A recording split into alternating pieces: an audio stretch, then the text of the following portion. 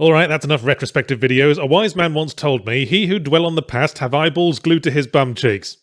Actually, he wasn't that wise. Time to move on and return our gaze to gaming's future, all 2 or 3 years of it that remain before we all die in wars and climate disasters. And to do that, I'm going to review a game that came out a month ago, Boneworks, because it's VR, which stands for Very Futuristic. I've been getting back into VR lately. I still like it as a fundamentally more immersive way to play games, but that's all very well for me to say from atop my throne of rare Funko Pops. As much as I like playing in VR, I still don't think it will become relevant to the mainstream until A, it doesn't cost so much, B, the computer you need to run it on doesn't cost so much and no longer requires a cooling system bought secondhand from the Soviet nuclear program, C, it can be set up without taking up 9 USB ports and a day off, and D, enough time has passed for everyone to get their sea legs and our futuristic robot vacuum cleaners have mopped up all the sick. Oh yes, and E, a couple of hot apps to make it worth the bother, and Boneworks might be a right step in that direction. VR is still largely in its youthful phase, which will inevitably come back to embarrass it after it leaves high school, meaning that most of its games are still a bit too enamored with the technology itself and based around short experiences, because they assume the audience is like the ones in the very early days of film, who screamed when they thought the big train was about to smash through the wall, and they're afraid of overloading the robot vacuums. Boneworks' story campaign is largely about being in a VR world and ooh, future technology, is humanity ready, blah-de-blah, disappointingly. But it's still a step forward for VR, largely because it fucking has a story campaign of decent length that isn't just 6 rooms in which we stand poking bananas on a tray until we jizz ourselves. Also, I can play it sitting down. VR and motion control games have long had trouble grasping that comfort is a big part of immersion, and I don't like standing around for long periods, especially not with 2 pounds of electronics strapped to me bonce. Room scale, my seated comfortable arse. Do you think we all live in the studio apartments from 90s sitcoms? I was enjoying super hot VR for a while, but then I couldn't get through a certain level because they spawned all the guns under me fucking couch. But none of that for Boneworks. Sit down all you want, you lazy cunt. The next notable thing is that you move freely around with the analog stick rather than teleport place to place, and somehow it doesn't make me throw up. So it must be doing something revolutionary, because it's the kind of game that seems like it should. It's a physics-based game where your in-game body is one of the physics objects, and you can use your in-game hands to climb all over the environment. But if you try to get your in-game hands or head to pass through a solid object, then they won't, and will judder violently as the rules of the virtual world try to meet whatever flappy hands bollocks you're doing in reality halfway. And that's precisely the kind of shit that overworks the robot vacuum cleaner, but no, I seem to be fine. Maybe it's less the game and more me being used to VR now. But I hadn't used my Oculus for like a year before I started Boneworks, mainly because I couldn't be asked to set the cameras up again and needed the USB ports for my powered amphibious bell end scraper. But when I said the game is physics-based, you pictured many things. Hanging ropes and stacking crates and cabbages and kings. Boneworks does have a lot of physics puzzling, i.e. if in doubt stack a crate, but it's physics-based in the sense that Half-Life 2 was physics-based in that once you get bored of all the pulleys and seesaws, you can unwind by admiring the physics with which a goon's head bounces off the pavement after you shoot them with your big gun. And it's the combat where Boneworks shines. It's going for realism, well, as realistic as you can get when you're desperately miming the act of jerking off a spectacularly well-endowed man in the hopes that it will make the intangible fire axe you're holding connect with the nearby enemies. And you know, I didn't think this could ever work. Swing a melee weapon with motion controls, the melee weapon bounces off thing in the game. Hands in real life do not bounce off anything. Oculus touch controllers make intimate contact with testicles, but somehow it works here. Things do get a bit Jurassic Park trespassery when you're trying to heft something the game says is heavy, which in reality weighs the same as everything else, i.e. bugger all, but it's the guns that really do it for me. You have to realistically load and unload your magazines, realistically pull back on the slides with your actual hands, pop the gun under your real actual armpit to holster it, and then listen to it clatter to the real actual ground half the time because the holster didn't register, but it doesn't matter. When your rifle runs dry as you're holding off attackers, so you fling it aside to pull 2 pistols out of your armpits and John Woo your way to safety, well, it'd be hard to explain how satisfying it feels without getting placed on a watch list. I just wish there was more of it. It takes ages to get to the combat-heavy parts of the campaign. There's only one kind of enemy that also has guns, and it's got the AI of a startled fish, and thinks the best approach after you disappear behind cover is to all cluster around a nearby wall and examine it for clues, and I hope you like semi-automatic pistols and submachine guns, because that's your lot. No shotguns, no explosives, no Ghostbusters laser. I mean, if you're going to take influence from Half-Life, I'd have made the Ghostbusters laser Chapter 1, personally, or possibly even the subtitle. Boneworks even has its own version of Half-Life headcrabs, incidentally. You can catch them out of the air as they pounce, then pull out a sidearm and execute it like you're spritzing a pot plant. That was also fun, just to add another bullet point to my watchlist entry. I know only a small percentage of you use VR, and to everyone else I might as well be telling you how spiffy the handrails are up in this ivory tower, but for what it's worth, Boneworks is the first game in a while to make me think VR might be getting somewhere. It's not there yet. The physics is full of little niggles, as you might expect from a game trying to juggle so much. The major issue with the climbing is only your hands and head can be moved, and your in-game legs just flop around getting in the way of things like 2 stubborn trails of cum dangling off your mum's chin. But forget all that. Valve announced that new VR Half-Life Alyx game, and immediately the expectations sprang almost as high as the stiffies, but on the off chance that anyone working on that gives a half cup of sifted shit for what I'd like to see, then I point to Boneworks and say, do you see this? Take this, give it a more coherent plot that doesn't just boil down to it is a VR game, and methinks doth not protest so much about whether or not it's a tech demo, ease off the contrived physics puzzles, and improve the monster and weapon variety, and that'll do for me.